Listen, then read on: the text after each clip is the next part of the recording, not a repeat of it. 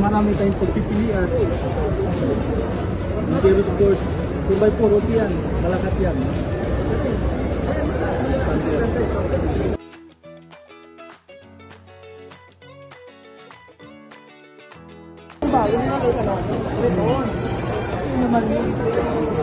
Alam mo naman na may bago pa, kaya inisip ako kung itutuloy ko yung pagbili mo.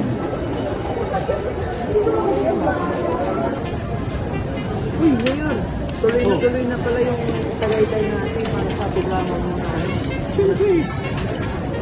Tuloy na rin yung bonus ko. Nagpabali mo ng mga run. Ano yun? Alam mo naman, may mga kuya, gawa ako maganda. Bandit ko kayo.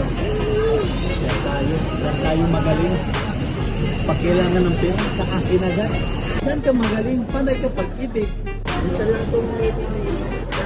Pagbigan mo na ako. Porket stable na yung family mo. Ang dami mo mga ex eh. Like sa Soberano, business. Ano naman pagbigyan mo? Minsan lang ako humingi sa'yo, kayo. Kulit mo, kulit. Sige. Pagbabalin mo yung katapusan. Kumagalang. Salamat na yun. Dalab ko po. Kung sabihin mo, babakla ka sa akin. Alam mo naman, bata tayo magkaibigan sa pandikit na yung walang talo-talo. Oo naman. Kung sasabi ko, wag na yung pagsasabi sa krito ko. Hindi, malilipitan ka sa akin. Oo naman. Alam ko naman, piya ka ng asawa ko. Hindi ah. Pero naman loyal ako sa'yo. Maliban na lang, kung bigyan ako ng triple bonus na prices ko. Sige na. Gagawin kong 10 beses ang ibibigay kong bonus sa'yo. Basta manahimik ka lang. Joke lang naman yun, Mayor. Ano pa yun, Mayor?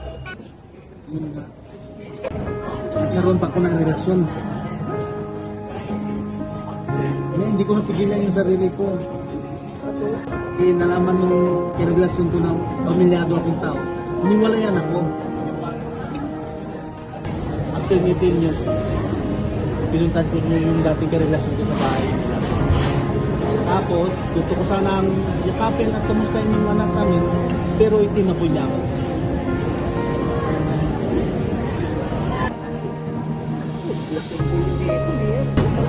Pero huwag kang mag-alala. Doon ang mga alam ng ibang tao. Pero sa misis mo, dapat kailangan malaman. Wag. Ano ang gusto mo mangyari? Pwede na lang. Hintayin niya tayong sariling bayad mo. Sige. Bibigyan ko sa'yo. Ayun ah, pinaka-120 times. Oo, huwag ka lang makinig. Ibig sabihin, so, sariling bayad. Salamat na yun sa 20 times. Oo. Ginugulangan mo ako. Kala ko joke lang yung 10 times. Yung pala 20 times pala gusto mo. Ano?